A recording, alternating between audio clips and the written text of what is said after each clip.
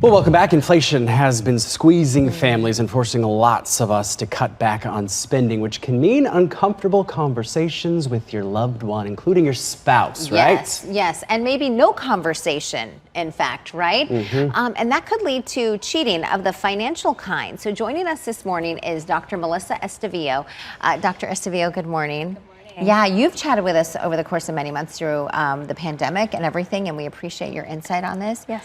What can you tell us about what you're seeing in the office in terms of how inflation is affecting some of these couples with the idea of infidelity, financial infidelity? For sure. Well, I think financial stress creates a huge amount of stress on all kinds of relationships, Yeah. you know, so it creates a place where we feel like we're overwhelmed by things, we don't have the freedom that we had before, and that is a perfect storm for a lot of distress in relationships and places where we're not totally honest about what we're actually doing with our money. So, doctor, what kind of is the best plan to do? I mean, obviously communication is probably very key in a situation like this. So I find that a lot of people don't have these conversations because they're uncomfortable until they have to. So they get that bill in the mail and they're like, oh my gosh, what is on here? Or all of a sudden they don't see any money in their account, or they swipe their card and it's declined. And boom, they're having these big conversations and they're so inflammatory. So I think it's super important to be able to have a plan of when you're going to talk about it, because we're much more emotionally prepared for it when we know, okay, on Thursday at 8 p.m., we're going to have that conversation. It's one of those topics too, when you think about it, money, right? Take away the idea that we're in an inflation, you know, in the middle of an inflation. It's a hard topic to talk about.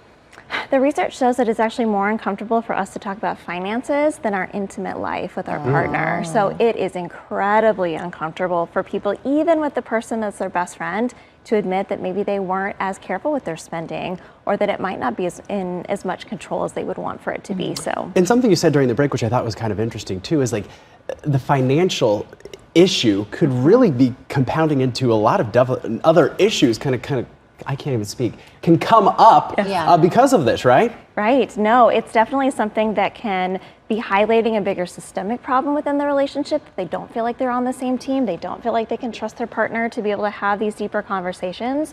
And so it can definitely be a symptom of a bigger problem, but it can also be something that when that is off, it leads to a lot of distrust and a lot of disconnection in other areas of the relationship. So there were some recent numbers that came up, and it was a story saying that, yes, indeed, a survey said there was a lot of couples who were dealing with this very issue. I think we have some tips to show up that we can put up on the screen as well. So what can you share in terms of you know, a couple taking themselves through this and having some of these hard conversations? Well, I think a plan is first, but the second piece that I think is super important is to talk about the emotion behind it. I think we're like, all right, we're going to lay out a plan, or we're going to cut out Netflix.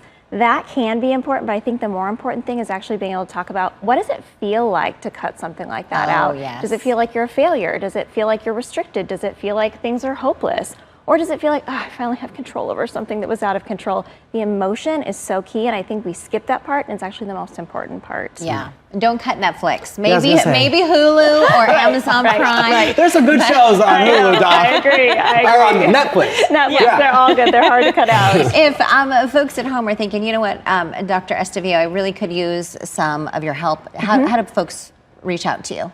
So it's builtmorecounseling.com is a great way to be able to reach out to us. And again, for people to not feel ashamed, mistakes happen. These things are very common. So not to kind of reside in that shame, but to know that this is a normal thing that many people go through. I love the way you ended that, because we are all human. Yes. We deal with stuff like that. Yes. Okay, thank you so much. Thank you. Yeah, I appreciate your time.